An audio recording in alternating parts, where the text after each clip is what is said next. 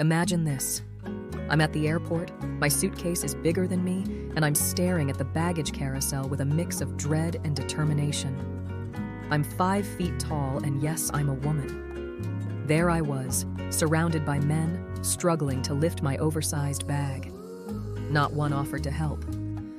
I made a fool of myself, trying to hoist it up while glancing around, hoping for assistance. As I grappled with my luggage, a thought struck me. Has chivalry truly vanished? It seems like it. And I think feminism has played a part in this shift. Before you jump to conclusions, hear me out. I am all for women's rights, equality, and empowerment. But the feminism we see today isn't quite what the original movement aimed for. Let's rewind to the roots of feminism.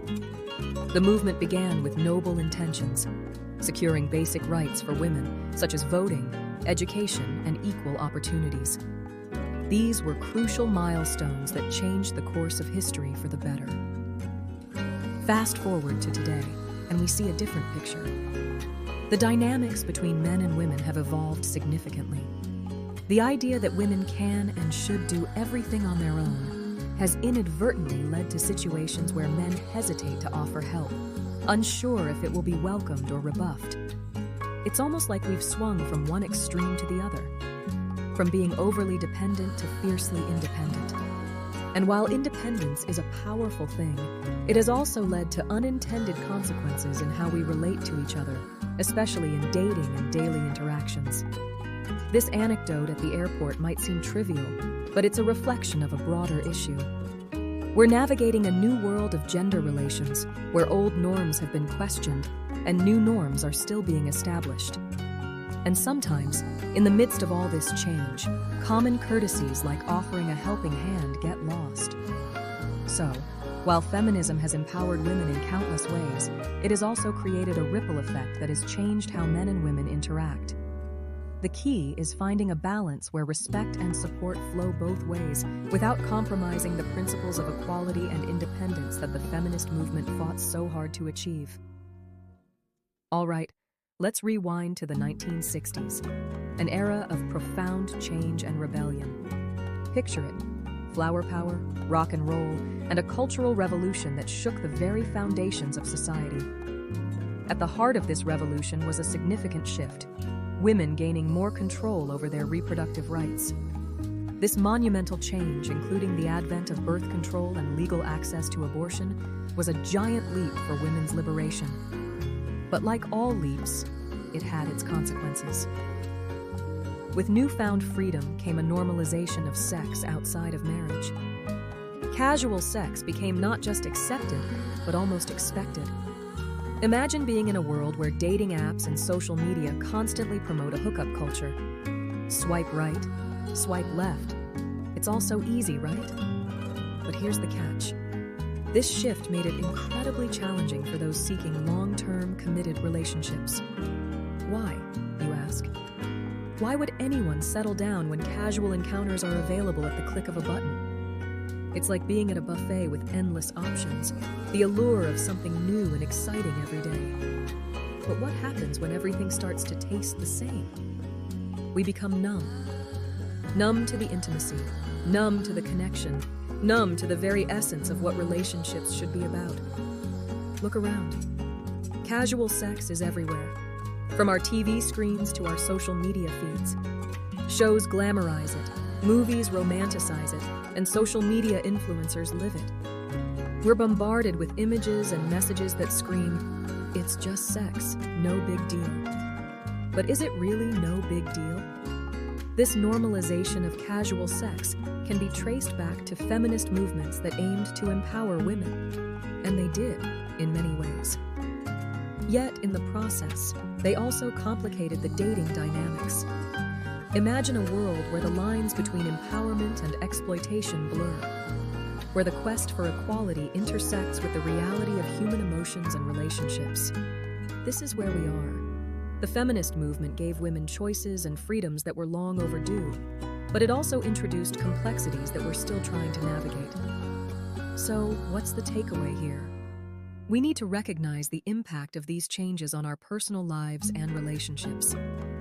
Empowerment is crucial, but so is understanding and navigating the emotional and relational landscapes we now inhabit. Let's strive for balance, for meaningful connections, and for a deeper understanding of what we truly want in our lives and relationships.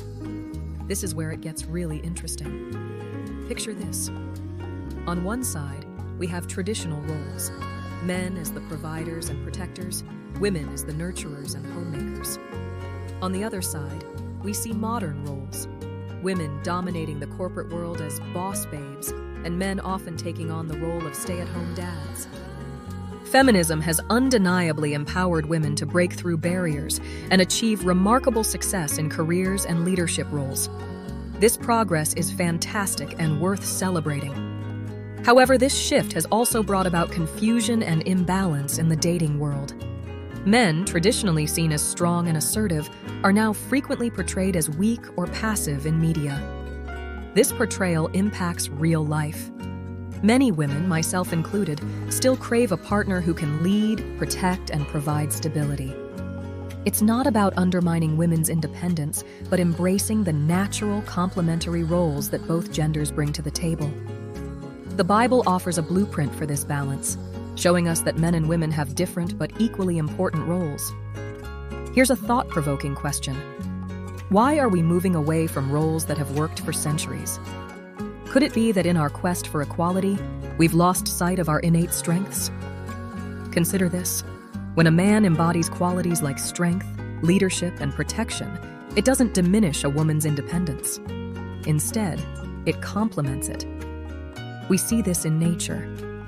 Think of the lion and lioness, each playing crucial roles within their pride.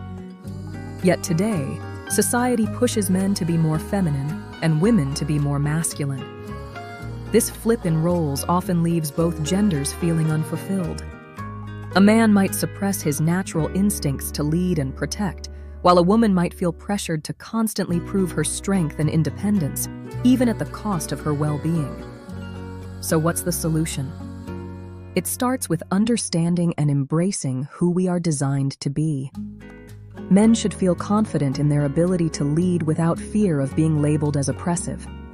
Women should feel empowered to nurture and support without feeling they are losing their strength. Ultimately, we should strive for a world where men and women can thrive in their God-given roles. This balance not only strengthens relationships, but also enriches our lives, making us feel more fulfilled and happier. So, where do we go from here? It's essential to revalue the unique strengths that each gender brings to the table.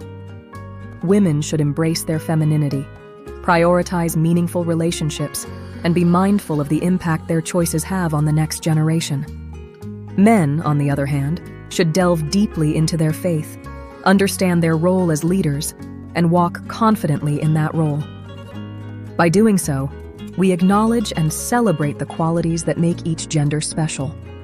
Women, in their nurturing and empathetic nature, can build strong, supportive communities.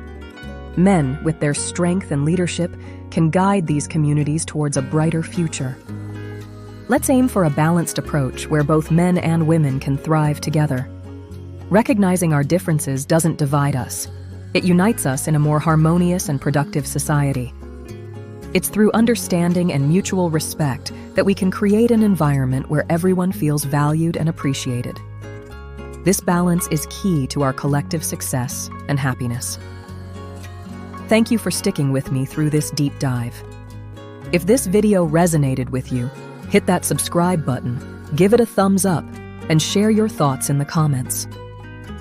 Your engagement is what helps us build a community that values and respects everyone's role. Together, we can continue this journey of growth and understanding. Let's make sure that every voice is heard and every strength is valued. See you in the next video, and God bless. Furthermore, it's noteworthy how media and popular culture influence these shifts in gender dynamics.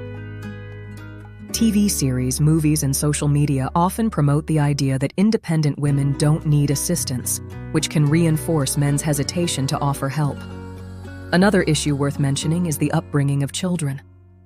Girls are often encouraged to be independent and self-sufficient, which is positive, but it's important for boys to also be taught to offer help and be kind without fear of misinterpretation. This balance in upbringing can help build a society where mutual respect and collaboration between genders are natural. Lastly, it's crucial that we continue to have dialogues about these issues. Society is constantly evolving, and it's essential that we revisit and adjust our approaches to ensure that both men and women can express their strengths and vulnerabilities in a healthy way.